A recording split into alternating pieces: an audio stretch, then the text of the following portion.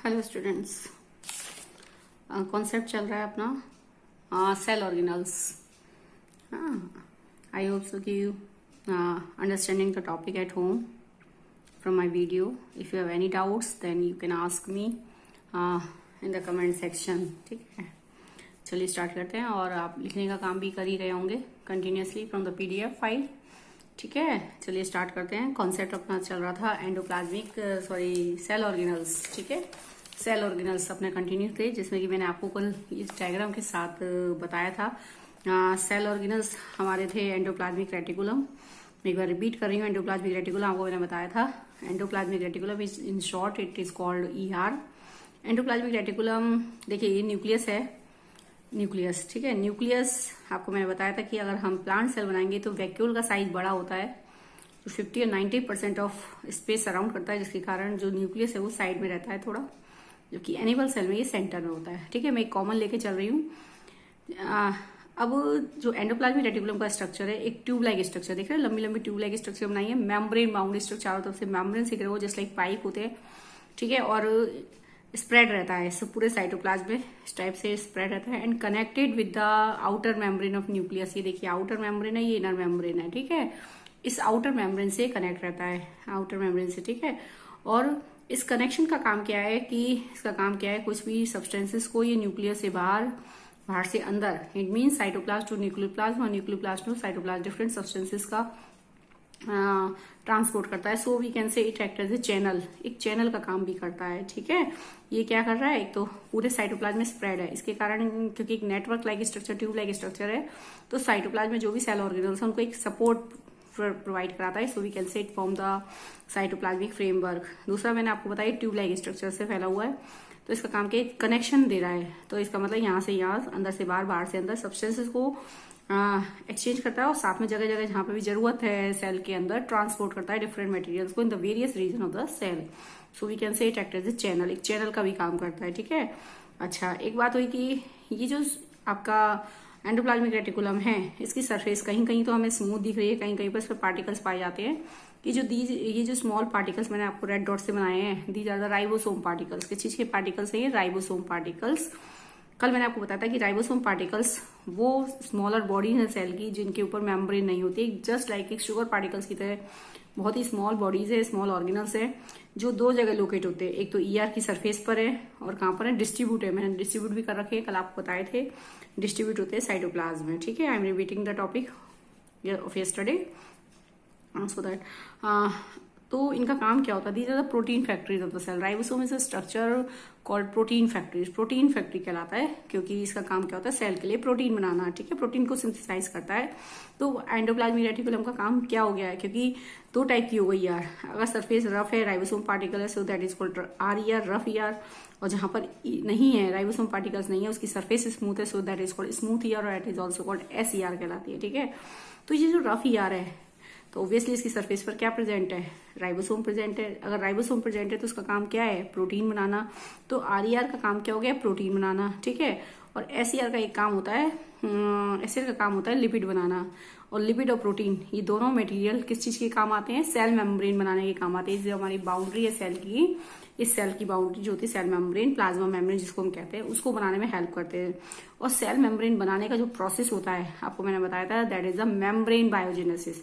Cell membrane को बनाने का जो प्रोसेस है, देखिए ये लिखा है, सेल मेम्ब्रेन को बनाने का process, that is called membrane biogenesis. क्या लिखा है, मेम्ब्रेन बायोजेनेसिस। देखेंगे, these proteins and lipid synthesize by ER। जो प्रोटीन और लिपिड बनाता है, प्रोटीन कौन बनाता है, RER, लिपिड कौन बनाता है, SER। ये दोनों मिलकर हेल्प करते हैं सेल मेम्ब्रेन को बनाने में। ठीक है, so this process of making cell membrane is called membrane biogenesis. क्या कहलाता है, मेम्ब्रेन बायोजेनेसिस। और क्वेश्चन आ सकता है, व्हाट इज मेम्ब्रेन बायोजेनेसिस, आप बताएंगे। It is the process to make the cell membrane by the lipid and protein. Lipid और प्रोटीन से सेल मेम्ब्रेन बनाने का प्रोसेस। और कौन सा सेल ऑर्गेनल इसमें हेल्प करता है, ER, एंडोप्लाज्मिक रेटिकुलम। ठीक है, ये मैंने आपको बता दिया, साइटोप्लाज्मिक फ्रेमवर्क बनाता है। और इसके अलावा इसमें जो SER होती है, अच्छा, एक और काम है इसमें, जो आपकी RER है, इसमें एक ऑर्गेनल्स मैंने कल आपको पढ़ाए थे, लाइसोसोम। हमने 8th में पढ़ा था, lysosome is called suicide bag of the cell. वो क्यों, क्योंकि उसके अंदर कुछ एंजाइम्स होते हैं, ठीक है। तो जो उनके एंजाइम्स होते हैं, लाइसोसोम के अंदर जो एंजाइम्स होते हैं उनको बनाने का काम करता है आरईआर, ठीक है। और उस तक पहुंचाने का काम, लाइसोसोम तक पहुंचाने का काम करता है एसईआर, एक ये फंक्शन होता है, ठीक है।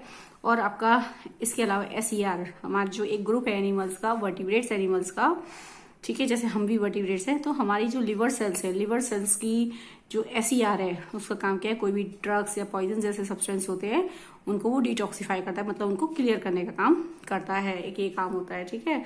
इसके बाद नेक्स्ट स्ट्रक्चर में पढ़ाती हूँ आपको गोल्जी बॉडी। मैंने आपको कल एक्सप्लेन किया था, रिमाइंड करा रही हूँ जस्ट, कि जो आपका ये भी मेम्ब्रेन बाउंड स्ट्रक्चर है, सिंगल मेम्ब्रेन बाउंड स्ट्रक्चर है। तो आपका जो गोल्जी बॉडी है, कल मैंने आपको बताया था कि Golgi body is a structure that is curved shape, tube like structure होता है, कर्व्ड शेप, छोटी होती है, इतनी लंबी लंबी ट्यूब लाइक नहीं है, सो क्योंकि छोटी tube like structure, so this is called sac like structure, we can say vesicles like structure, ठीक है। तो आपका जो है स्ट्रक्चर इसमें कल मैंने आपको बताया था कि ये जो गोल्जी बॉडी का स्ट्रक्चर है, देखेंगे गोल्जी बॉडी की जो ट्यूब्स होती है, मेम्ब्रेन बाउंड ट्यूब्स होती है, Golgi body is also the membrane bound tube like structure, but छोटी होती है, so this is also called sac like structure, और वेसिकल्स लाइक स्ट्रक्चर भी हम उसको कह सकते हैं, ठीक है। सेक और वेसिकल्स लाइक स्ट्रक्चर होती है मेम्ब्रेन बाउंड, देखेंगे ऐसे मेम्ब्रेन बाउंड है। देखिए हमने उसमें क्या कहते हैं, ईआर में तो हम बहुत बड़ी बड़ी ट्यूब लाइक ऐसे बना रहे हैं, ठीक है, देख रहे हैं आप, इतनी बड़ी बड़ी ट्यूब लाइक बना रहे हैं, तो ये ट्यूब लाइक, इसको बोलेंगे ट्यूब लाइक स्ट्रक्चर, लेकिन यहाँ तो हमने छोटी बनाई है ना, तो ये भी एक मेम्ब्रेन बाउंड है, चारों तरफ से देख रहे हैं मेम्ब्रेन से सराउंड है, membrane bound tube like structure small size का, so it is a sac like structure. हम यहाँ बोलेंगे Golgi apparatus, it is the membrane bound sac like structure और membrane bound vesicles like structure. These vesicles are curved in shape, curved होती है, जैसे कटोरी होती है, बाउल होती है जिसमें हम खाना लेते सब्जी लेते हैं, उस टाइप से कर्व्ड शेप में होती है, ठीक है, ऐसे कर्व शेप में होती है। और ये जो स्ट्रक्चर होता है एंडोप्लाज्मिक रेटिकुलम, न्यूक्लियस के क्लोज में रहता है, ठीक है। और ये जो सेक लाइक स्ट्रक्चर्स हैं ये कम से कम एक दूसरे के मतलब उसमें रहती हैं, 4-5 की स्टैक्स में होती हैं, 4-5 वेसिकल्स होती है, जैसे एक वेसिकल, 2, 3, 4 सेक बनाई है मैंने। एक सेक मैंने क्या कहा, छोटी ट्यूब लाइक स्ट्रक्चर्स, इनको सेक कहते हैं, तो 1 सेक, 2 सेक, 3 सेक, 4 सेक, इस टाइप से सेक लाइक स्ट्रक्चर्स है ये, ठीक है। और इसका ये स्टैक्स है, गड्डी है एक तरह की, ठीक है, स्टैक लाइक स्ट्रक्चर है, इसको हम कहते हैं, इस पूरे स्टैक को बोलते हैं सिस्टर्न। क्या कहलाता है ये, सिस्टर्न। इस पूरे स्टैक को क्या कहा जाता है, सिस्टर्न्स कहते हैं, ठीक। और इसका एक पार्ट, ये पूरा जो स्टैक है, इस पूरे स्टैक को सिस्टर्न्स कहते हैं, या फिर कल मैंने बताया था आपको सिस्टर्नी कहा जाता है, ठीक है। लेकिन अगर मैं इसमें एक सेक की बात करूं, ये जो सेक होता है, ये पूरा स्टैक्स जो होता है, ये 4-5 स्टैक्स में, 4-5 का ग्रुप में होता है, 4-5 सेक का group, 4 to 5 group, sac group जो होता है, 4 to 5 सेक्स ग्रुप जो होता है, ठीक है। 4 से 5 सेक का जो ग्रुप होता है कॉल्ड सिस्टर्न्स कहलाता है। क्या कहलाता है, सिस्टर्न्स कहलाता है, ये सिस्टर्न नहीं कहलाता है। लेकिन अगर मैं सिर्फ एक की बात करूं तो वो सिस्टर्न कहलाता है, ठीक है, कल मैंने आपको बताया था। लेकिन and it is situated near the nucleus, endoplasmic reticulum वो न्यूक्लियस के पास में रहता है। तो इसका काम क्या होता है कि कनेक्शन बना के रखता है, एंडोप्लाज्मिक रेटिकुलम के साथ ही ये कनेक्शन बना के रखता है। देखेंगे एंडोप्लाज्मिक रेटिकुलम के साथ ऐसे ये, ठीक है, एंडोप्लाज्मिक रेटिकुलम के साथ इसका कनेक्शन रहता है। तो इसका काम क्या होता है कि मेन इसका काम क्या है कि ये सब्सटेंसेस को अपने अंदर स्टोर करता है। जैसे एंडोप्लाज्मिक रेटिकुलम सब्सटेंस को ट्रांसपोर्ट करना है तो पहले उसको देता है गोल्जी एपरेटस को। तो जो भी सब्सटेंस है वो एंडोप्लाज्मिक रेटिकुलम के थ्रू किस में आते हैं, गोल्जी एपरेटस में आते हैं।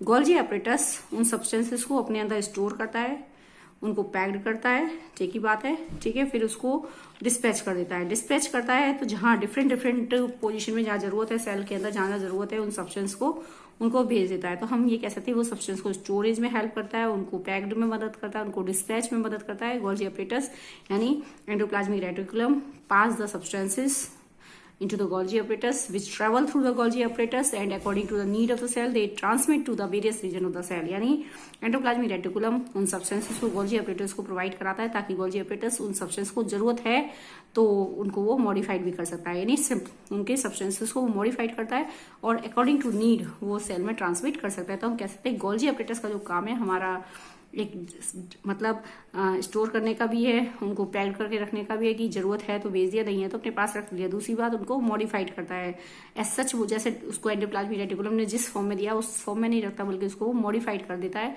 और फिर ट्रांसमिट करता है। वो एक जरूरी नहीं है कि वो मॉडिफाइड करे, लेकिन हाँ वो उसका काम मॉडिफाइड करने का भी है, ठीक है। और ट्रांसपोर्ट तो है ही कि ट्रांसपोर्ट करता है इन द वेरियस रीजन, वो ट्रांसपोर्ट करता है यानी डिस्पैच कर रहा है, ठीक है।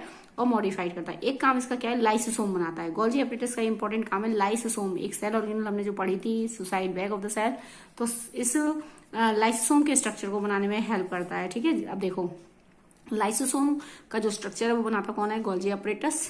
ठीक है, इसके अंदर के एंजाइम्स कौन बनाता, अभी बताया था जस्ट मैंने, आरईआर बनाता है। और इस लाइसोसोम तक उन एंजाइम्स को लाइसोसोम तक पहुंचाने का काम कौन करता है, एसईआर। ध्यान सुनेंगे, लाइसोसोम को कौन बनाता है, गोल्जी एपरेटस बनाता है। लाइसोसोम के अंदर जो डाइजेस्टिव एंजाइम्स हैं, ये डॉट डॉट दिखा रखे मैंने, लाइसोसोम के अंदर ये जो डाइजेस्टिव एंजाइम्स हैं उनको बनाता कौन है, आरईआर। और उन एंजाइम्स को लाइसोसोम तक भेजता कौन है, एसईआर। तो इस टाइप से लाइसोसोम को कुछ ना कुछ किसी ने बनाया हुआ है। ठीक है, और एक और काम हो गया इसका गोल्जी एपरेटस का, मॉडिफिकेशन है। तो जहां जरूरत होती है, कुछ केस में, जरूरी नहीं है सब में, कुछ केस में वो क्या करता है, कॉम्प्लेक्स शुगर फॉर्म करता है। In some cases it form the complex sugar from the simple sugar. Simple sugar से वो कॉम्प्लेक्स शुगर को मॉडिफाइड कर देता है, यानी सिंपल शुगर को मॉडिफाइड करके वो कॉम्प्लेक्स शुगर में कन्वर्ट कर देता है। तो ये हमारे गोल्जी एपरेटस के काम हो गए। ठीक है, यही मैंने आपको कल बताए थे कि गोल्जी एपरेटस क्या होता है। तो देखेंगे एक बार गोल्जी एपरेटस फंक्शन क्या, it help in modification, modified करता है, सब्सटेंसेस को स्टोर करता है, इट हेल्प इन पैकिंग और डिस्पैचिंग, पैक करके रखता है। तो इस प्रकार से ये कनेक्शन बना के रखता है किसके साथ, एंडोप्लाज्मिक रेटिकुलम के साथ। So we can say it form the another portion of the complex cellular membrane system. तो ये उसी का पार्ट माना जाता है कि क्योंकि उसी का ही काम कर रहा है कि वो जो सब्सटेंसेस होते हैं एंडोप्लाज्मिक रेटिकुलम के थ्रू ट्रेवल करते हैं गोल्जी एपरेटस में, और फिर वो मॉडिफाइड करके, और अदरवाइज जरूरी नहीं है लेकिन वो सब्सटेंस गोल्जी बॉडी के थ्रू डिफरेंट पार्ट्स में ट्रांसपोर्ट कर दिए जाते हैं। ठीक है, it help in the formation of lysosome, it form complex sugar from the simple sugar. In some cases मैंने अभी आपको बताया कि लाइसोसोम बनाने में हेल्प करता है, और कुछ केसेस में वो सिंपल शुगर को मॉडिफाइड करके कॉम्प्लेक्स शुगर में भी कन्वर्ट कर देता है। अब हम बात करते हैं लाइसोसोम। ठीक है, लाइसोसोम भी एक, आप देख रहे हैं लाइसोसोम मैंने ड्रॉ किया हुआ है। लाइसोसोम भी दोनों सेल में, प्लांट सेल, एनिमल सेल, दोनों में प्रेजेंट है, डिस्ट्रीब्यूट कर रखा है। मैं देख रहे हैं ये बड़े बड़े सर्कल से मैंने बना रखे हैं, डिस्ट्रीब्यूट कर रखे हैं इनको। ठीक है, ये डिस्ट्रीब्यूशन है। तो इट मीन्स कि lysosome is a membrane bound, ये देख रहे हैं पाउच नहीं, थैलीनोमस मेम्ब्रेन, चारों तरफ से मेम्ब्रेन से घिरा हुआ है। ये मेम्ब्रेन बाउंड स्ट्रक्चर है, it is sac like structures. ये भी थैलीनोमस जैसे थैली होती है, थैली के अंदर पानी भर दिया जाए, गुब्बारा होता है, सेक लाइक स्ट्रक्चर, पानी भर दिया हमने उसमें। ठीक है, अगर गुब्बारे में पानी ज्यादा हो जाए फट जाता है। ठीक इस प्रकार से इसमें क्या होता है कि जो लाइसोसोम होता है एक membrane bound sac like structure है। ठीक है, and it is form by Golgi apparatus. इसको बनाया किसने, गोल्जी एपरेटस ने। It consist of digestive enzymes. इसकी खास बात है कि इसके अंदर एक टाइप के एंजाइम्स होते हैं जिनको डाइजेस्टिव एंजाइम्स कहते हैं, डाइजेस्ट करने वाले। जैसे हमारे पेट के अंदर एंजाइम्स होते हैं, डाइजेस्टिव एंजाइम्स, कुछ भी खाना खाते हैं वो वो एंजाइम्स उस फूड को क्या करते हैं, डाइजेस्ट करते हैं। ठीक इसी प्रकार से इसके अंदर भी क्या होते हैं, एंजाइम्स होते हैं, इनको कहते हैं डाइजेस्टिव एंजाइम्स। ठीक है, और इन एंजाइम्स को बनाने का काम करता है आरईआर। ठीक है, ये मैंने भी आपको बताया था। अब इसके दो मेन काम हैं, एक तो इसको कहते हैं waste disposal system of the cell. Cell का वेस्ट डिस्पोजल कहा जाता है। जैसे डस्टबिन होता है घर के अंदर, डस्टबिन में हम क्या करते हैं, कोई भी घर का कचरा ऐसे नहीं फेंकते हैं, डस्टबिन के अंदर डाला जाता है। इससे क्या होता है, सफाई रहती है। ठीक है, इसी प्रकार से इसका काम क्या है कि अगर सेल के अंदर कोई भी फॉरेन मटेरियल, कोई भी cell organelle, worn out cell organelle, टूटी फूटी सेल ऑर्गेनल है, तो उसको क्या करता है, उसके एंजाइम्स उसको क्या कर देते हैं, डाइजेस्ट कर देते हैं, और इस टाइप से सेल की क्लीनिंग करते हैं। यानी कोई भी अगर कोई बैक्टीरिया, वायरस, कोई भी एक्सटर्नल मटेरियल अगर बाहर से अंदर आ गया सेल के अंदर, तो इसके डाइजेस्टिव एंजाइम उसके जो न्यूट्रिएंट्स होते हैं उनको, कॉम्प्लेक्स न्यूट्रिएंट को सिंपल में चेंज कर देते हैं। इस टाइप से ये डाइजेस्टिव एंजाइम्स हेल्प करते हैं सेल की क्लीनिंग करने में। ये तो हो गया वेस्ट डिस्पोजल का काम। एक होता है कि सुसाइड बैग, इसको सुसाइड बैग भी कहते हैं। कुछ स्पेशल कंडीशन होती है कि ऐसा होता है कि कभी सेल में बहुत ज्यादा डैमेज हो जाए या सेल डेड हो जाती है, तो आगे आने वाली सेल को कोई इन्फेक्शन ना हो, इसीलिए क्या होता है कि जो लाइसोसोम होते हैं, इसके अंदर जो लाइसोसोम होते हैं सभी फट जाते हैं। In the case when the cell gets damage और डेड। ठीक है, to avoid the infection from one cell to another, कोई ना हो, तो क्या होता है ये लाइसोसोम सारे फट जाते हैं। सारे लाइसोसोम जो होते हैं फट जाते हैं, फटेंगे तो इसके अंदर एंजाइम्स है, अब वो एंजाइम्स बाहर निकलेंगे, बाहर फैलेंगे, तो जितने भी एंजाइम्स इसके अंदर होते हैं सब स्प्रेड हो जाते हैं, पूरी सेल में स्प्रेड हो जाते हैं और अपनी ही सेल को डाइजेस्ट कर देते हैं। इन द केस की सेल जब डैमेज हो जाती है और डेड हो जाती है तो लाइसोसोम बर्स्ट हो जाते हैं and their digestive enzyme spread inside the whole cell, पूरी सेल के अंदर फैल जाते हैं and digest their own cell, और अपनी सेल को डाइजेस्ट कर लेते हैं, यानी अपनी सेल को खा जाते हैं। उससे क्या होता है, क्लीनिंग हो जाती है। ठीक है, क्यों, क्योंकि ये जरूरी भी है, क्योंकि अगर वो डैमेज नहीं करेंगे, डाइजेस्टिव एंजाइम उसको डाइजेस्ट नहीं करेंगे, तो आगे जो सेल डैमेज या डेड है उससे आगे आने वाली सेल को क्या होगा, इन्फेक्शन होने के चांसेस हो सकते हैं। तो क्या होता है कि इसलिए ये लाइसोसोम जो होती है क्लीनिंग करने में हेल्प करती है। That's why the lysosome is called the suicidal bag of the cell. इसको सुसाइडल बैग कहते हैं। ये मैंने आपको बता दिया। राइबोसोम मैंने आपको बता दिया। तो अब तक मैंने 4 सेल ऑर्गेनल आपको डिस्कस कर रखे हैं। एंडोप्लाज्म देखो फर्स्ट हो गया हमारे पास ये एंडोप्लाज्मिक रेटिकुलम, बताया। दूसरा हो गया आपका ये गोल्जी अपरेटस, सेकंड नंबर डाल दिया मैंने इस पे। फर्स्ट हो गया आपका कौन सा, ये एंडोप्लाज्मिक रेटिकुलम। दूसरा क्या है आपका गोल्जी अपरेटस। तीसरा क्या है ये राइबोसोम, ये राइबोसोम। चौथा क्या है ये देख रहे हैं, फोर्थ पॉइंट, ये क्या है लाइसोसोम। अब मैं फिफ्थ पॉइंट डिस्कस करूंगी आपसे माइटोकॉन्ड्रिया। ठीक है, माइटोकॉन्ड्रिया आपने सबने पढ़ा होगा। Mitochondria is the structure that is called power house of the cell. क्या कहलाता है, पावर हाउस। देखिए इसके बारे में बात करते हैं। Mitochondria is the structure, it is a double layer structure होता है। पहले मैं एक बार आपको जरा इसमें बता देती हूँ कैसे बनाने हैं इसमें। माइटोकॉन्ड्रिया का जो स्ट्रक्चर होता है वो एक डबल लेयर में, डबल लेयर स्ट्रक्चर होती है। ठीक है, is present in both cell, plant cell और एनिमल सेल दोनों में प्रेजेंट है। और दो स्ट्रक्चर हैं पूरे सेल ऑर्गेनल्स के, दो ही पार्ट्स है, माइटोकॉन्ड्रिया और प्लास्टिड, जो डबल मेम्ब्रेन में है।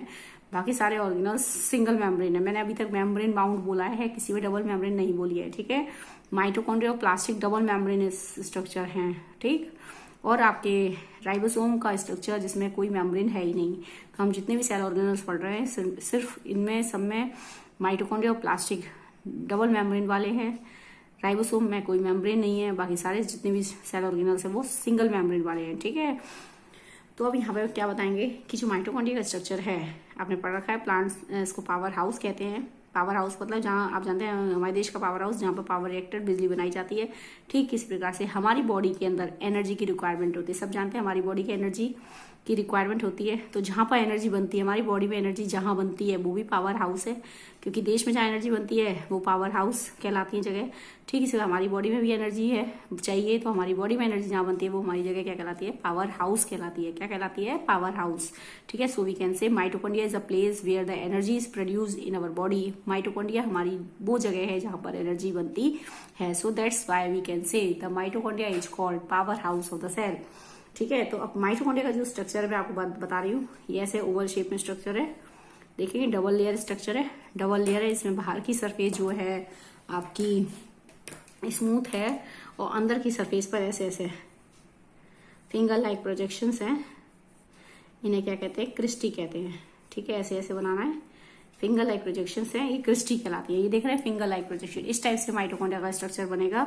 ये आउटर सरफेस है, ये इनर मेम्ब्रेन है। तो जो फिंगर लाइक प्रोजेक्शन है, इन फिंगर लाइक प्रोजेक्शन को हम क्या कहते हैं, क्रिस्टी कहा जाता है। क्या कहा जाता है, क्रिस्टी। ठीक है, क्रिस्टी की सरफेस बहुत इंपॉर्टेंट है, क्योंकि इसकी सरफेस पर एक टाइप के मॉलिक्यूल्स बनते हैं जिनको कहते हैं एटीपी मॉलिक्यूल्स। क्या कहलाते हैं, एटीपी मॉलिक्यूल्स। यानी क्रिस्टी की surface provide the surface, cristae provide the surface for ATP generating molecule। यानी क्रिस्टी वो एरिया है, क्रिस्टी वो सरफेस है। यानी इन फिंगर लाइक प्रोजेक्शन को क्या कहा जाता है, क्रिस्टी कहा जाता है। ठीक है, तो क्रिस्टी की सरफेस पर क्या बनते हैं, एटीपी मॉलिक्यूल्स बनते हैं। एटीपी मॉलिक्यूल्स क्या होते हैं कि देखो कैसा होता है कि जब मैंने अभी बताया कि जो माइटोकॉन्ड्रिया का जो स्ट्रक्चर है, माइटोकॉन्ड्रिया का जो स्ट्रक्चर है आपका, वो क्या कहलाता है, पावर हाउस है। ठीक है, पावर हाउस। ठीक है, पावर हाउस है हमारा ये माइटोकॉन्ड्रिया।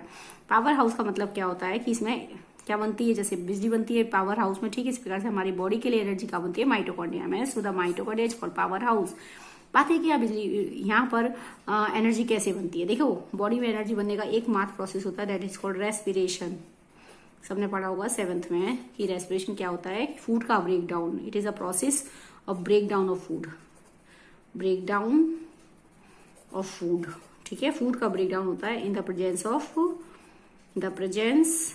Of oxygen. आपने सबने पढ़ा है 7th में कि ब्रेक डाउन ऑफ फूड, जो हम खाना खाते हैं वो और जो हम सांस में ऑक्सीजन लेते हैं वो ऑक्सीजन फूड के साथ कंबाइन हो जाती है और फूड को ब्रेक कर देती है। यानी break down of food, food का ब्रेक डाउन किसकी प्रेजेंस में, in the presence of oxygen, is called respiration. क्या कहलाता है ये, रेस्पिरेशन। ठीक है, रेस्पिरेशन जब फूड का ब्रेक डाउन होता है तो उसमें बहुत अधिक मात्रा में एनर्जी निकलती है, क्योंकि फूड का ब्रेकडाउन, रेस्पिरेशन का जो एक प्रोसेस है वो हमारी बॉडी की सभी सेल्स में होता है, in all cells of the body, in all cells of the body. ठीक है, जो रेस्पिरेशन का प्रोसेस है हमारी बॉडी की सभी सेल्स में होता है। So it is called cellular respiration. इसलिए हम इस रेस्पिरेशन को क्या कहते हैं, सेलुलर रेस्पिरेशन। हमारी बॉडी की सभी सेल्स में रेस्पिरेशन होता है, so that's why the respiration is called cellular respiration and it is the process of break down of food in the presence of oxygen. देखिए खाना खाते हैं, डाइजेस्ट हो गया और ग्लूकोज बना लिया, ठीक है, और जो ऑक्सीजन ले रहे हैं हम सांस में वो जा रही है ऑक्सीजन और फूड, दोनों आपस में मिल जाते हैं, यानी फूड का ब्रेक डाउन हो जाता है in the presence of oxygen. और इस प्रोसेस में क्या निकलती है, कार्बन डाइऑक्साइड निकलती है, वाटर निकलता है और क्या निकलती है, एनर्जी, ठीक है। ये बहुत ज्यादा एनर्जी होती है जो कि हमारी बहुत डेली एक्टिविटीज में काम आती है। अब बात ये है कि ये एनर्जी मिल रही है किस प्रोसेस से निकल रही है, रेस्पिरेशन से। इट मीन्स कि एनर्जी जो निकल रही है रेस्पिरेशन से, ये प्रोसेस होता कहाँ है, दिस प्रोसेस यानी this respiration takes place in the mitochondria. मैंने अभी बताया कि रेस्पिरेशन का वो प्रोसेस हमारी बॉडी की सभी सेल्स में होता है, in all the cells of the body. Respiration एक ऐसा प्रोसेस है जो हमारी बॉडी की कहाँ पर होता है, सभी सेल्स में होता है, इसलिए इस प्रोसेस को क्या कहते हैं, सेलुलर रेस्पिरेशन कहा जाता है। Respiration is also called cellular because it takes place in all the cells of the body, सभी सेल्स में होता है, समझ रहे हैं। तो बात यह कि सेल्स के अंदर कहाँ होता है, it takes place in cells के अंदर कहाँ होता है, इन माइटोकॉन्ड्रिया, ठीक है। ये सेल्स के अंदर भी कहाँ होता है, माइटोकॉन्ड्रिया में होता है, क्योंकि ये सेल्स के अंदर माइटोकॉन्ड्रिया में होता है। क्या प्रोसेस है, फूड का ब्रेक डाउन होना, ऑक्सीजन की प्रेजेंस में क्या निकलती है, कार्बन डाइऑक्साइड, वाटर और एनर्जी निकलती है। तो हम कह सकते हैं कि एनर्जी कहाँ बनती है, माइटोकॉन्ड्रिया में। सेल के अंदर एनर्जी कहाँ बनती है, माइटोकॉन्ड्रिया में। So that's why the mitochondria, क्योंकि एनर्जी कहाँ बन रही है, माइटोकॉन्ड्रिया के अंदर, that's why the mitochondria is called power house of the cell, power house of the cell. इसलिए माइटोकॉन्ड्रिया को क्या कहा जाता है, पावर हाउस। समझ आए होंगे आपको।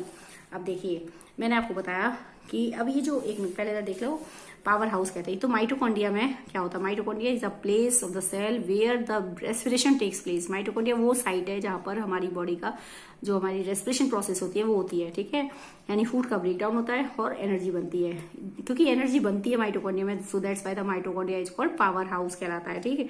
अब जो एनर्जी बनती है माइटोकॉन्ड्रिया के अंदर, जो एनर्जी बनती है वो एनर्जी स्टोर हो जाती है, स्टोर होती जाती है इन द फॉर्म ऑफ, एक टाइप के इन the form of ATP molecules. ATP की फॉर्म में स्टोर हो जाती है, यानी माइटोकॉन्ड्रिया से जो एनर्जी रिलीज होती है, ठीक है, वो एनर्जी रिलीज हो जाती है in the form of ATP molecules. ATP की फॉर्म में रिलीज बनती है, ठीक है, एटीपी की फॉर्म में स्टोर हो जाती है। एटीपी की फुल फॉर्म होती है एडिनोसिन ट्राईफॉस्फेट। एटीपी की फुल फॉर्म क्या होती है देखेंगे। एटीपी की फुल फॉर्म में क्या है, यानी जो माइटोकॉन्ड्रिया में जो एनर्जी बनती है, क्योंकि माइटोकॉन्ड्रिया में एनर्जी बन रही है इसलिए एक पावर हाउस है। अब जो एनर्जी बनती है वो किस फॉर्म में स्टोर होती है, एटीपी की फॉर्म में, एटीपी की फॉर्म में स्टोर हो जाती है। That's why the ATP full form क्या है, एडिनोसिन ट्राईफॉस्फेट, ठीक है। That's why the ATP is called energy currency of the cell. So that's why ATP is called, ATP को क्या कहा, एडिनोसिन, फुल फॉर्म मैंने अभी नीचे बताई आपको, एटीपी की फुल फॉर्म एडिनोसिन ट्राईफॉस्फेट, ठीक है। तो ATP is called energy currency of the cell. क्या कहा जाता है, एटीपी को एनर्जी करेंसी कहा जाता है सेल की, ठीक है। अब देखिए ये जो एटीपी के जो मॉलिक्यूल्स बनते हैं, एटीपी जनरेटिंग मॉलिक्यूल्स कहलाते हैं। ये जो एटीपी बनते हैं वो कहाँ बनते हैं, क्रिस्टी पर बनते हैं, ठीक है, क्रिस्टी की सरफेस पर बनते हैं। सो क्रिस्टी का काम क्या है, cristae provide the more surface area. Cristae का काम क्या है, सरफेस एरिया ज्यादा बनाना। देखो इसलिए क्रिस्टी फोल्ड होती है, देख रहे हैं मैंने क्या कहा, ये फिंगर लाइक प्रोजेक्शंस हैं जो कि फोल्ड होते हैं काफी, और इन फोल्ड्स को कहते हैं क्रिस्टी कहते हैं। अगर मालूम मैं इन फोल्ड को खोल दूं, सपोज दैट ये फोल्ड्स जो है अगर मैं इनको खोल दूं तो बहुत ज्यादा एरिया कवर करेंगे, इसलिए ये क्या होते हैं, कॉम्पैक्ट रहते हैं, बहुत ज्यादा फोल्ड होते हैं। सपोज दैट हमें अलमीरा में कपड़े रखने हैं, तो अलमीरा में कपड़े कैसे रखते हैं, खुले खुले तो नहीं रखते हैं ना, हम उनको क्या करते हैं, फोल्ड करके रखते हैं। फोल्ड करने से क्या फायदा होता है, हमारा एरिया बढ़ जाता है, सरफेस एरिया बढ़ा देते हैं। जब हम अलमीरा के अंदर कपड़े फोल्ड करके रखते हैं तो हमें एरिया ज्यादा मिलता है और हम ज्यादा से ज्यादा कपड़े उसमें लगा सकते हैं। अगर हम सारे कपड़े खोल खोल के रखेंगे तो हमारे उतने कपड़े उस अलमीरा के उसमें नहीं आएंगे, ठीक है। तो हम क्या करते हैं, जब कपड़े फोल्ड करते हैं तो हम एरिया बढ़ा देते हैं, ठीक है। इसी प्रकार यहाँ पर क्रिस्टी कपड़ों के रखने का जो एरिया होता है वो बढ़ जाता है अलमीरा में, ठीक है। इसी प्रकार यहाँ पे क्रिस्टी फिंगर लाइक प्रोजेक्शन में है, ठीक है।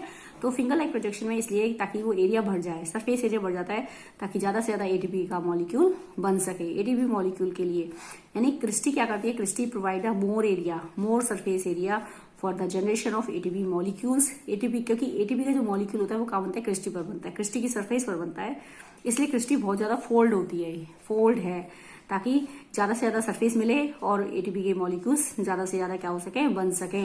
अब देखिए जो एनर्जी बनती है वो किस में स्टोर हो जाती है, एटीपी की फॉर्म में।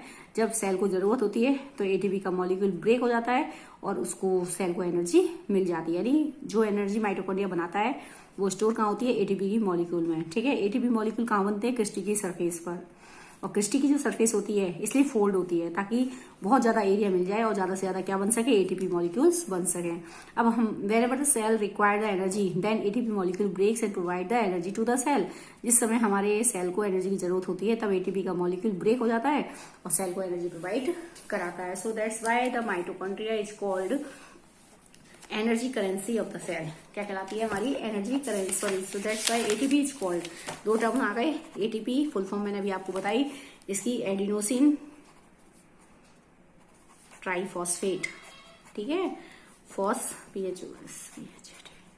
Triphosphate, and ATP is called energy currency of the cell, energy currency of the cell. ATP को क्या कहा जाता है, एनर्जी करेंसी, क्योंकि माइटोकॉन्ड्रिया जो एनर्जी बनाता है वो एनर्जी कहाँ बनती है, एटीपी की फॉर्म में स्टोर होती है। ठीक है, जब हमें सेल को जरूरत होती है एटीपी का मॉलिक्यूल ब्रेक हो जाता है और एनर्जी प्रोवाइड कराता है। So that's why it is called energy currency कहलाती है। लेकिन अब एटीपी का मॉलिक्यूल बनता कहाँ पर है, एटीपी कहाँ फॉर्म होती है, क्रिस्टी पर। तो व्हाट इज द क्रिस्टी का रोल क्या है यहाँ पर, the role of cristae, it provide more area, more surface area for ATP generating molecules। ठीक है, क्रिस्टी का एक रोल क्या है, it provides more surface area, ज्यादा से ज्यादा एरिया प्रोवाइड कराती है फॉर एटीपी जनरेटिंग मॉलिक्यूल। जैसे मैंने आपको बताया क्रिस्टी क्या होती है, ये क्रिस्टी फिंगर लाइक प्रोजेक्शन में फोल्ड होती है, इसलिए फोल्ड होती है। अगर मैं इसको खोल लूं तो बहुत ज्यादा फैल जाएगी, ठीक है, तो इसलिए फोल्ड होती है। फोल्ड होने से फायदा क्या होता है, इसको एरिया ज्यादा से ज्यादा मिलता है, ताकि बहुत ज्यादा फोल्ड हो जाती है तो और ज्यादा कवर हो जाता है एरिया। ठीक है, तो अब क्या होगा कि जैसे कपड़े हैं, हम अलमीरा में रख रहे हैं, कपड़े फोल्ड कर रखेंगे ना, बहुत सारे कपड़े रख सकते हैं, खुले रखेंगे तो कपड़े रख सकते हैं। ठीक है, इसी तरह यहाँ से अगर ये क्रिस्टी फोल्ड रहेगी तो बहुत ज्यादा क्रिस्टी अंदर आएगी, जिसकी सरफेस अंदर बढ़ जाएगी, जिसके कारण से एटीपी का मॉलिक्यूल बहुत ज्यादा फॉर्म होगा। It means we can say कि cristae provide the more surface area, cristae provide कराती है more surface area for ATP generating molecules, ताकि ज्यादा से ज्यादा एटीपी बन सके। ठीक है, तो इसके लिए अच्छा एक और खास बात होती है कि जो आपका माइटोकॉन्ड्रिया है, माइटोकॉन्ड्रिया प्लास्टिडी दो ऐसे स्ट्रक्चर है जिनके पास अपना खुद का, दो स्ट्रक्चर्स होते हैं जिनके पास अपना खुद का डीएनए। देखो ये स्ट्रक्चर वैसे कॉइल बना रही हूँ, दिस इज द डीएनए, अपना खुद का डीएनए और अपना खुद का, देखिए पॉइंट्स बना रही हूँ पूरी सेल के अंदर, dot like structure. This is the ribosome, क्या होते हैं, राइबोसोम। ठीक है, ये डीएनए और राइबोसोम, यानी माइटोकॉन्ड्रिया और माइटोकॉन्ड्रिया वो स्ट्रक्चर है जिसके पास अपना खुद का डीएनए और क्या होती है, राइबोसोम होती है। So the mitochondria is able to replicate, अपने आप ही रेप्लीकेट होता है, एंड राइबोसोम क्या बनाता है, प्रोटीन बनाता है। यानी mitochondria is the structure which have their own DNA and ribosome, इसके पास अपना खुद का डीएनए और अपना खुद का क्या होता है, राइबोसोम होता है। So we can say mitochondria is able to make their own protein. यही कारण है कि माइटोकॉन्ड्रिया सेल का वो स्ट्रक्चर है जो अपनी खुद की क्या बनाता है, प्रोटीन बनाता है। वो किसी से लेता नहीं है बल्कि अपनी खुद की बनाता है mitochondria. So we can say mitochondria is able to make their own protein, अपनी खुद की प्रोटीन बनाने में जो है क्या करता है, वो कैपेबल होता है।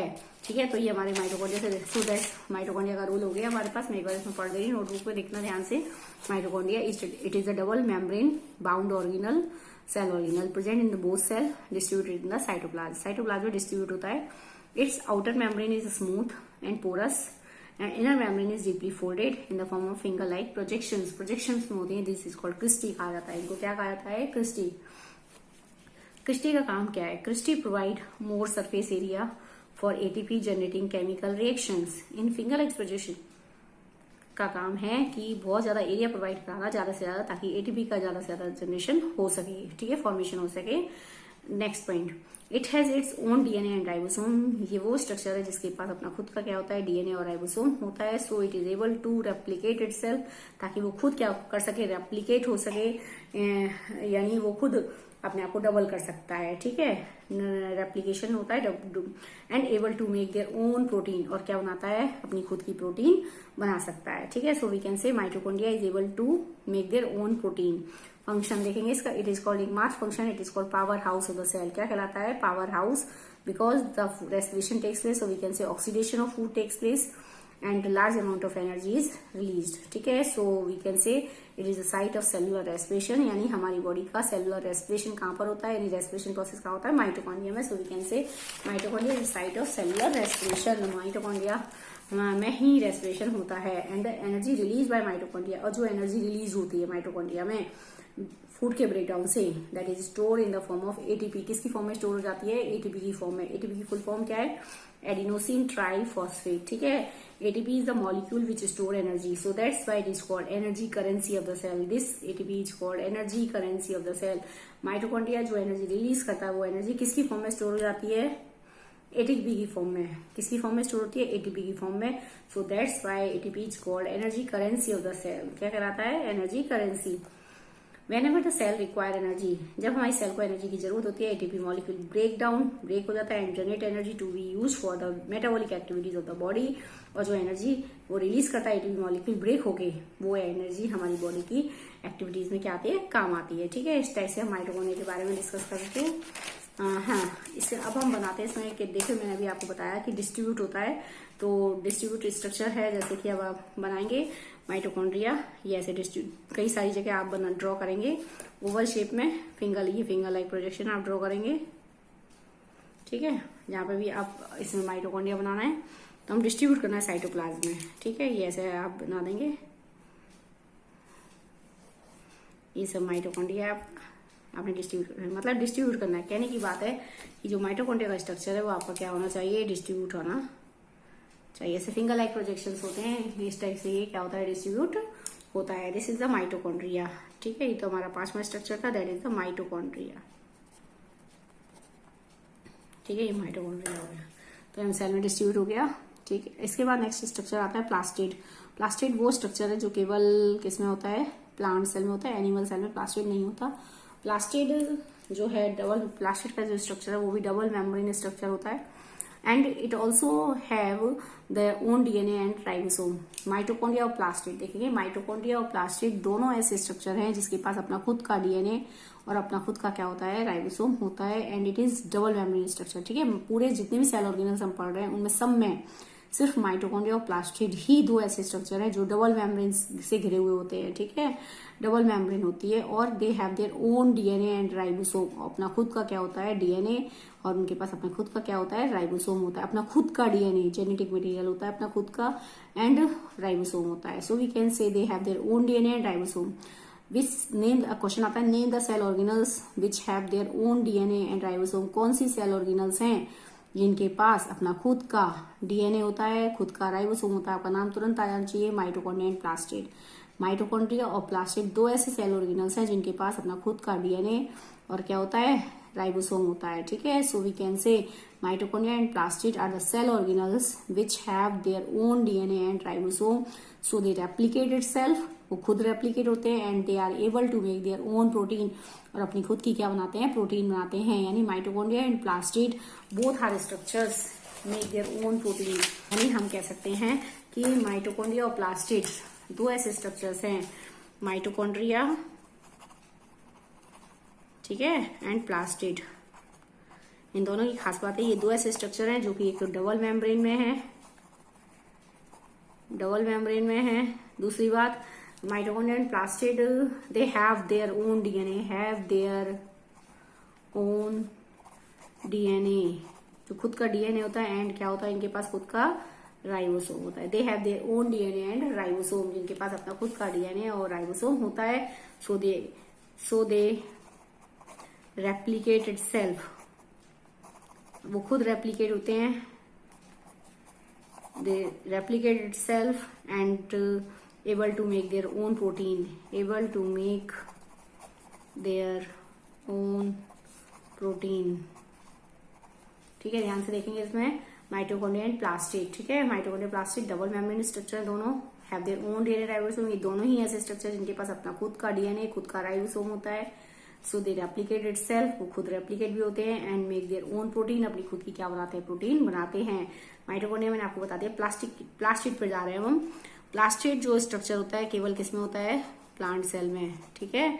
प्लांट्स में होता है केवल ओनली 3 टाइप का प्लास्टिड होता है, ये हमने पढ़ते हुए आ रहे हैं। एक होता है क्लोरोप्लास्ट, ठीक है। एक होता है ल्यूकोप्लास्ट, और तीसरा कौन सा होता है, क्रोमोप्लास्ट, ठीक है, क्रोमोप्लास्ट। क्लोरोप्लास्ट जो होता है ये आपका ग्रीन कलर का प्लास्टिड है। देखिए 3 टाइप के मैंने प्लास्टिड बताया आपको। एक होता है क्लोरोप्लास्ट, जो आपको क्लोरोप्लास्ट है, क्लोरोप्लास्ट जो है आपका ग्रीन कलर का प्लास्टिड है, यानी प्लांट्स के जितने भी भाग ग्रीन कलर के होते हैं, चाहे वो स्टेम हो चाहे लीफ हो, सभी ग्रीन कलर का, जो प्लांट्स के जितने भी पार्ट्स होते हैं ग्रीन कलर के, because of the chloroplast. Chloroplast के कारण से, क्यों, क्योंकि उसके अंदर एक ग्रीन पिगमेंट होता है, एक ग्रीन पिगमेंट होता है, इसका नाम क्या होता है, क्लोरोफिल।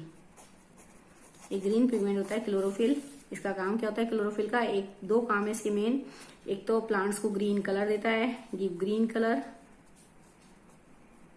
टू प्लांट को क्या देता है, ग्रीन कलर देता है। और दूसरा कैप्चर सनलाइट, क्लोरोफिल का काम क्या होता है, कैप्चर सनलाइट फॉर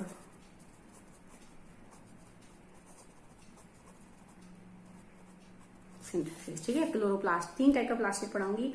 क्लोरोप्लास्ट देखिए, एक होता है क्रोमोप्लास्ट, क्रोमोप्लास्ट जो है एक्सेप्ट ग्रीन को छोड़कर provide all colours to plant, ठीक है। प्लांट को सभी कलर देता है एक्सेप्ट ग्रीन को छोड़कर। तो क्रोमोप्लास्ट जो है जैसे provide various colour to the flower and fruits, जो फ्लावर्स होते हैं, फ्लावर्स एंड फ्रूट्स होते हैं, उनको डिफरेंट कलर देता है। अब कलर देता है तो बटरफ्लाई वगैरह जो है उनकी ओर क्या होते हैं, अट्रैक्ट हो जाते हैं। सो क्रोमोप्लास्ट हेल्प इन पॉलिनेशन किसमें मदद करता है, पॉलिनेशन कराने में, क्योंकि जो इंसेक्ट्स बटरफ्लाई होते हैं वो उसके कलर को अट्रैक्ट करके वो उसकी ओर आकर्षित होते हैं, इसके कारण से पॉलिनेशन में हेल्प मिलती है, ठीक है। तो ये पॉलिनेशन में हेल्प करता है प्लांट्स की। तो हम कह सकते हैं, देखो एक हो गया क्लोरोप्लास्ट, जो ग्रीन पिगमेंट के कारण क्लोरोफिल इसमें प्रेजेंट होता है, जिसके कारण से इसका कलर ग्रीन कलर प्रोवाइड कराता है प्लांट के जिन पार्ट्स का ग्रीन कलर होता है, बिकॉज ऑफ क्लोरोप्लास्ट, ठीक है। और कैप्चर सनलाइट को कैप्चर करता है, खाना बनाने में हेल्प करता है, फोटोसिंथेसिस में हेल्प करता है, यानी chloroplast has the major role in photosynthesis. किसमें हेल्प करता है ये, फोटोसिंथेसिस में। सो दैट्स वाई, क्योंकि खाना कहाँ बनता है क्लोरोप्लास्ट में बनता है। So that's why chloroplast is called kitchen of the cell. क्या कहलाता है, kitchen, KITCHEN, kitchen of the cell. अब मैं छोटे बच्चों को 6 क्लास के, अगर मेरे बच्चे हैं, छोटे क्लास के बच्चे हैं, तो मैं उनको अगर मैं जनरली बोलूं, हाँ बेटा बताइए क्लोरोप्लास्ट खाना कौन बनाता है, पत्तियों खाना कौन, बच्चे तुरंत कह देंगे मैडम पत्तियां खाना बनाती हैं। लेकिन हम बड़ी क्लास में पढ़ेंगे तो पत्तियों के अंदर ऐसा क्या चीज है जो खाना बनाती है, तो पत्तियों के अंदर वो स्ट्रक्चर होता है क्लोरोप्लास्ट, और क्लोरोप्लास्ट के अंदर क्या होता है, क्लोरोफिल होता है, जो सनलाइट को क्या करता है, कैप्चर करता है।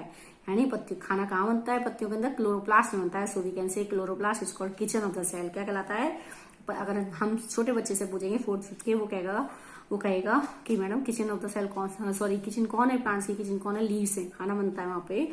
ठीक इस प्रकार से आप बड़ी क्लास के अकॉर्डिंगली आपको जैसे टॉपिक की समझ आएगी, तो आपके हिसाब से खाना कौन बनाता है, क्लोरोप्लास्ट बनाता है, ठीक है। खाना क्लोरोप्लास्ट में बनता है क्योंकि वहां पर क्लोरोफिल होता है, फोटोसिंथेसिस की जो प्रोसेस है वो परफॉर्म होती है। So that's why chloroplast is called kitchen of the cell. क्या कहलाता है, किचन ऑफ द सेल। दूसरा क्रोमोप्लास्ट, ये एक कलर्ड प्लास्टिड है, ठीक है, ये कलर्ड प्लास्टिड है, कलर्ड प्लास्टिड भी कहते हैं इसको। It provide the different colours to the flower and fruits. सभी फ्लावर्स और फ्रूट्स को डिफरेंट कलर प्रोवाइड कराता है, किसी अलावा ग्रीन को छोड़कर, ठीक है। एंड अब डिफरेंट कलर्स होंगे तो अट्रैक्टिव बनाता है, ताकि जो इंसेक्ट्स वगैरह हैं, बटरफ्लाई हैं, वो उसके अट्रैक्ट होते हैं और पॉलिनेशन में हेल्प मिलती है प्लांट्स को। तो वी कैन से क्रोमोप्लास्ट होता है provide the different colour to the flower and fruits and help in pollination. किसमें मदद करता है, पॉलिनेशन में। ये 2 इसके मेन फंक्शन है। अब मान लीजिए आपका ब्रिंजल है, जब पेड़ पर ब्रिंजल लगा वो हरे कलर का है, धीरे धीरे पक गया, वो हो गया पर्पल कलर का, तो बताओ कौन सा क्लोरोप्लास्ट इसमें चेंज हुआ, क्लोरोप्लास्ट चेंज हो गया आपका, सॉरी क्लोरोप्लास्ट टू क्रोमोप्लास्ट में बन गया। ठीक है, मान लो आपका टमाटर है, पेड़ पर टमाटर लगता है तो हरे कलर का होता है, पकने के बाद वो लाल हो जाता है। तो जब टमाटर ग्रीन है तो कौन सा है, क्लोरोप्लास्ट। जब वो लाल हो गया तो कौन सा हो गया, chromoplast. Chloroplast change to chromoplast. एक और थर्ड प्लास्टिक की बात करते हैं। थर्ड प्लास्टिड है ल्यूकोप्लास्ट। ठीक है, leucoplast is the plastid that is colourless in colour. Colourless होता है, इसका कोई कलर नहीं होता। ठीक है, ये प्लांट्स के जनरली अंडरग्राउंड स्टेम और रूट्स होती हैं, उनमें पाया जाता है। इसका काम क्या है, फूड को स्टोर करना।